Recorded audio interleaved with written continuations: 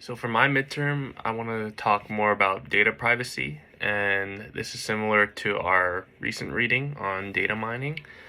And I just want to talk about how companies may profit off of our data, and that's already really known, but we don't really discuss the potential dangers around it. So I guess for starters, the government doesn't think much of user privacy. Um, I say one major concern people have about digital privacy is how much access the police might have or the government might have to their online information. They have what websites people visit, what their emails and text messages say. They can track all of that, right? And mobile phones can be, I guess, particularly revealing because they contain huge amounts of private information, but also they track our location, our actual location itself.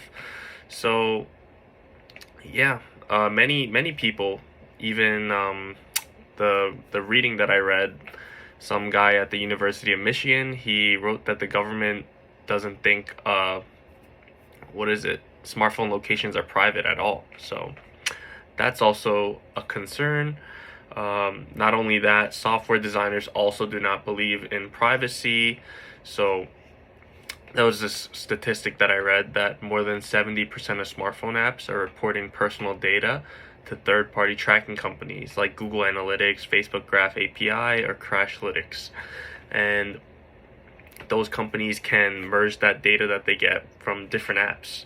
So one that tracks a user's location, another that tracks, let's say, time been spent playing a game or looking at an article, whatever, even looking at an article that we were researching right now. They could track all of that. Um, yeah, and obviously people care. I definitely care, but honestly, truthfully, I would say I wouldn't be experienced enough, or I don't understand the field of technology to properly assess how to find information on how to negate all this data mining that's going on, right? So, one, companies use a privacy policy to demonstrate compliance with legal and regulatory notice requirements, limit liability, but they can all do that. But at the end of the day, if they really wanted to look at and access your data, it would be a breach of privacy and a breach of their terms, but they really could if they wanted to, right? So that is the main problem within itself.